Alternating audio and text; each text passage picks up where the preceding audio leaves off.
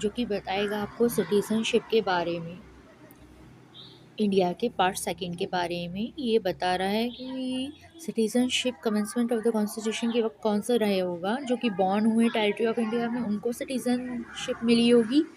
Domicile of the India, territory of India का जिस पे डोमिसाइल होगा, जिसके इधर पेरेंट्स बॉर्न होंगे ऐसे बच्चे के, या तो पेरेंट्स भी बॉर्न हुए होंगे उस समय टेरिटरी ऑफ इंडिया में, या फिर वो ऑर्डिनरी रेजिडेंट होंगे इस टेरिटरी ऑफ इंडिया के for not less than 5 years या 5 ईयर्स से ज़्यादा वो रहने चाहिए इंडिया में इस कमेंसमेंट से पहले। जो कॉन्स्टिट्यूशन आया है उससे पहले, तो वो भी shall be a citizen of India कहलाएंगे।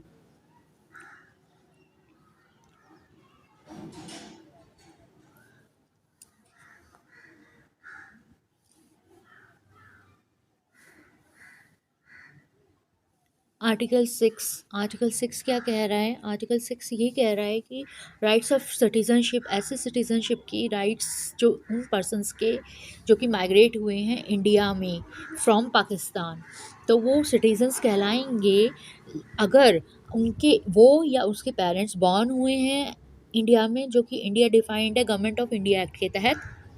क्लॉज बी क्या, ये क्लॉज ए कह रहा है। क्लॉज बी क्या कह रहा है? क्लॉज बी ये कह रहा है कि in the case where such person has so migrated before the 19th day of July 1948 से पहले, 19 जुलाई 1948 से पहले जो लोग, ये जो लोग हैं अगर माइग्रेट हुए हैं पाकिस्तान से इंडिया, तो वो भी रेजिडेंट कहलाएंगे। ये फर्स्ट क्लॉज कहला रहा है।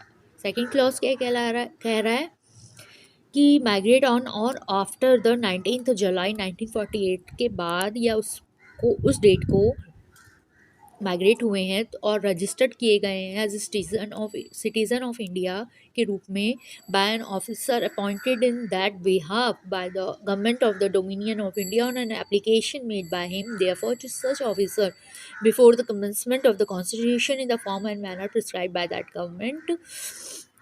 उस ऑफिसर के द्वारा जो कि डोमिनियन ऑफ इंडिया ने अपॉइंट किया है, तो भी वो सिटीज़न ऑफ इंडिया कहलाएंगे।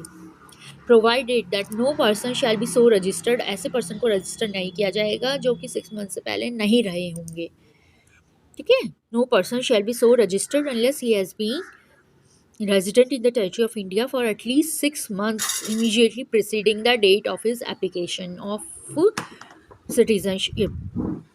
ठीक है, आर्टिकल 7 क्या कह रहा है? Rights of citizenship of certain migrants to Pakistan. ऐसे राइट्स सिटीजनशिप के जो कि पाकिस्तान में गए हैं, तो वो डीम नहीं किए जाएंगे सिटीज़न ऑफ इंडिया के रूप में, बल्कि अगर वो रिटर्न हो गए हैं, इंडिया आ गए हैं under a permit or resettlement or permanent return issued by or under the authority of any law every person for the purpose clause B, और इसके बाद आए हैं 19 जुलाई 1948 के बाद, तो वो डीम करे जाएंगे, समझे जाएंगे कि वो सिटीज़न ऑफ इंडिया हैं। आर्टिकल 8 क्या कह रहा है? आर्टिकल 8 ये कह रहा है,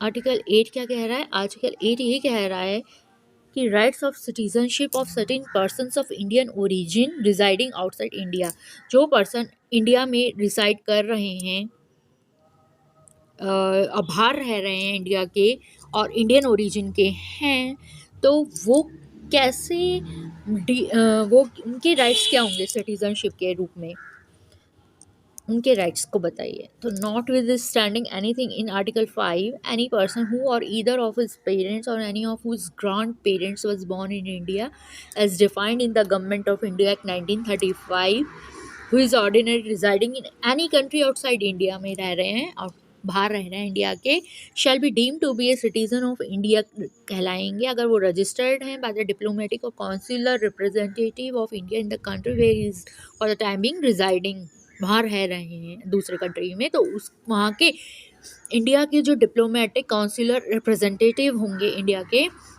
उसके द्वारा उनके द्वारा रजिस्टर्ड हैं, तो वो भी सिटीजन्स कहलाएंगे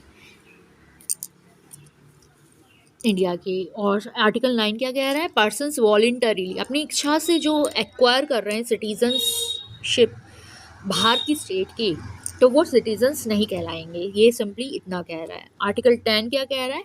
continuance of the rights of citizenship, मतलब ये जो राइट्स दिए गए हैं सिटीजनशिप के, ये पर्सन्स को दिए के पास रहेंगे अगर कोई पार्लियामेंट लॉ बनाता है तब भी, राइट। आर्टिकल 11 क्या कह रहा है, जो कि लास्ट आर्टिकल है इस वीडियो का, इस पार्ट का, सिटीजनशिप का पार्ट सेकंड का।